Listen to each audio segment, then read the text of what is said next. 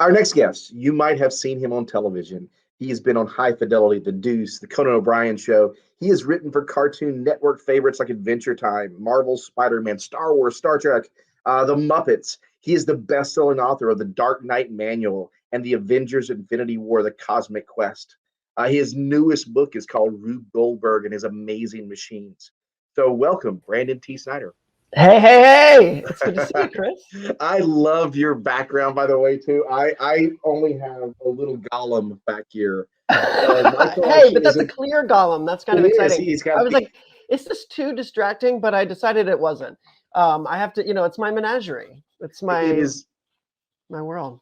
I love your world. Like I say, my little invisible golem with the ring on back here doesn't quite do justice to what you have. Yeah, but you know what? I might have to send you one of my new additions, which is this chicken McNugget, vintage. I absolutely love that. Well, let's start with your book because Brandon, Rube Goldberg is Amazing Machines. It comes out in less than a month, and I was given an advance copy. I loved it. I laughed so hard. So can you please tell us about the book? So Rube Goldberg and His Amazing Machines is really, it's the story about, well, first of all, it's the first book in a series. We're starting with 3 books that follow Rube Goldberg. And if you don't know, Rube Goldberg was a famous cartoonist that used to draw these very complicated machines that would perform a very simple task. And so we have reimagined Rube as a neurotic 6th grader who is, it's really, it's about a kid who's learning to get out of his own way. He has this amazing gift, which is to make these machines, but he doesn't really know exactly what to do with it.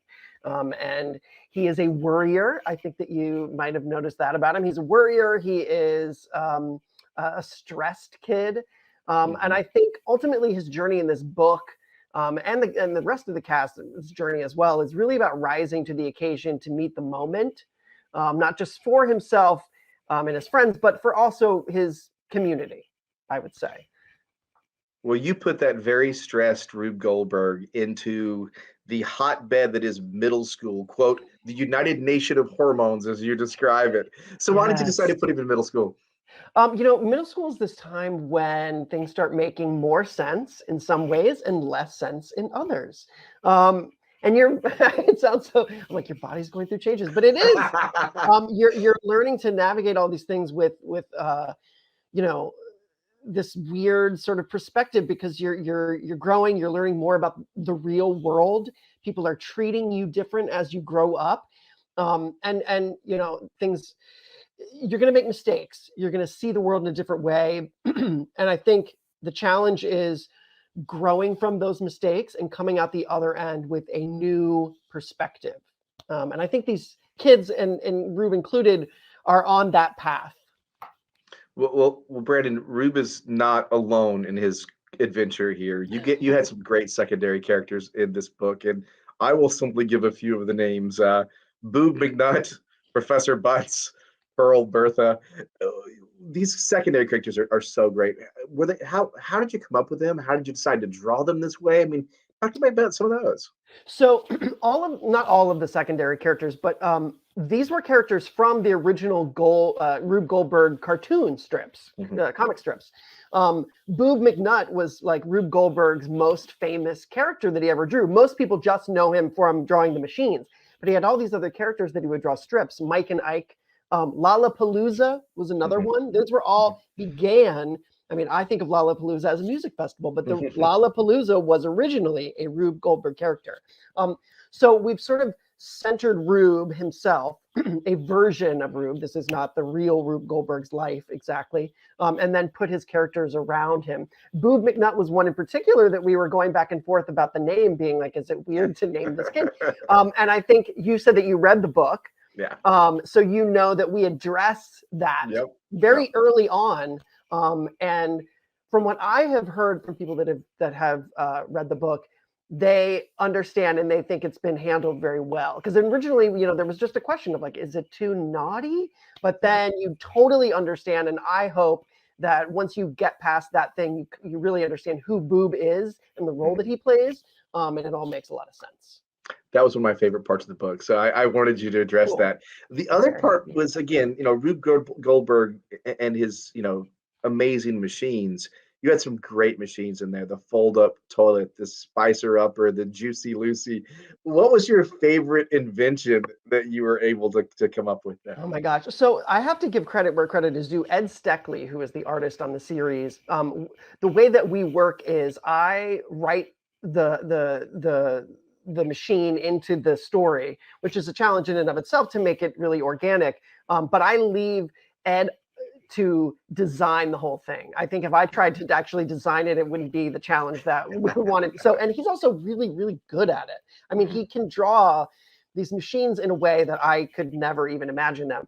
So I would say I want to say the final machine, no spoilers, in the book is one of my favorites because there's an image in the book Mhm, towards the end where you see.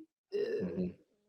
I can't really talk about it, but I feel like the last one, because one of the things too about the story and the way the machines work is that, the machines are these very complicated, there's lots of drama and mess to get to a very simple task.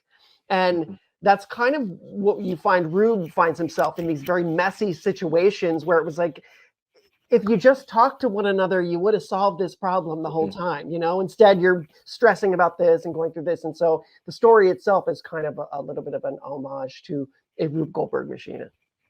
Brandon, I was trying to get you to spoil something that hasn't even come out yet, right? It's still to be November released. 16th.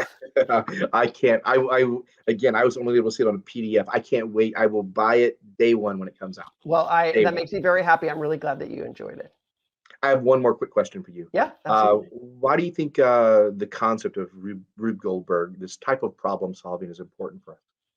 Oh gosh. I mean, the Rube Goldberg machine competition, which is a real thing that is nationally, I think for that specifically, there is a team building, Mhm, that you've got people working together. But even if you're doing it yourself, it just it forces you to really think outside the box because that is the nature of a Rube Goldberg machine.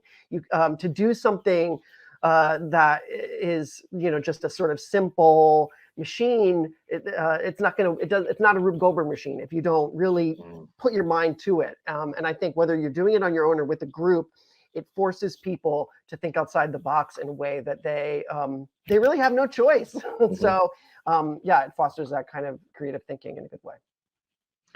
Brandon, thank you so very much. Everyone, go Thank out and you, buy this Chris. book. No, November 16th, you said, right? Yes, November 16th, you can pre-order it. My website is cootiekid, COOTIEKID.com. Or if you just Google Rube Goldberg and his amazing machines, you can find it that way as well.